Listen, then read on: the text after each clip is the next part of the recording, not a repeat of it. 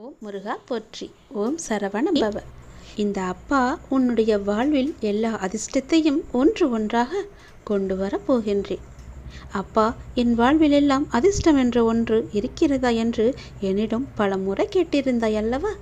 அதன்படியே ஒவ்வொரு அதிர்ஷ்டத்தையும் இனி உன் வாழ்வில் புகுத்தப் போகின்றேன். இப்போது உன் வாழ்வில் அதிர்ஷ்ட காற்று வீசப்போகும் நேரம் துவங்கிவிட்டது. அதற்கான கால நேரம் எல்லாம் கூடி வந்துவிட்டது. உன்னுடைய வாழ்வில் முன்னேற்றத்தின் அறிகுறியாக சில அதிர்ஷ்டம் தரும் நிகழ்வுகள் எல்லாம் உன் முன்னால் நடக்கப் போவதை நீ காணப்போகின்றாய்.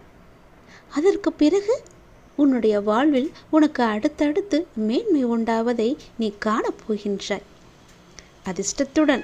அதிர்ஷ்டத்துடன் வெற்றியும் சேர்ந்து உன் வாழ்வில் பல முன்னேற்றங்களை ஏற்படுத்தப் போகின்றது. அந்த பிரம்மன் எழுதிய தலையெழுத்தை மாற்றி அமைக்கும் வல்லமை எனக்கு உண்டு. கிரகங்களினால் தோன்றும் தீமைகளை விலக்கி நன்மைகளை செய்யும் கிரக ஞானம் இந்த அப்பாவுக்கே உண்டு என்பதை நீ நம்பு. என்னை நம்பினோர் வாழ்வில் என்றுமே கைவிடப்படார் என்ற பழமொழியும் உண்டு. அவர் நம்பிக்கைக்கு ஏற்ப எல்லா விதமான நற்பலன்களையும் செய்வார் என்ற நம்பிக்கையும் பொதுமக்களிடையே நிறையவே இருக்கு. பொதுமக்கள் என்றால் என்னுடைய பக்தர்கள். என்னுடைய தீவிர பக்தர்களுக்கு இது நன்கு தெரியும். உனக்கு விரைவாகவே நல்ல வழி பிறக்கப் போகின்றது. உன் எண்ணம் போல உன் வாழ்க்கையும் சந்தோஷமாகவே அமையப் போகின்றது. உன்னுடைய வாழ்க்கையில் பல அதிசயங்கள் நடக்கப் போகின்றது. வரவேற்க நீ தயாராக இருக்க வேண்டும்.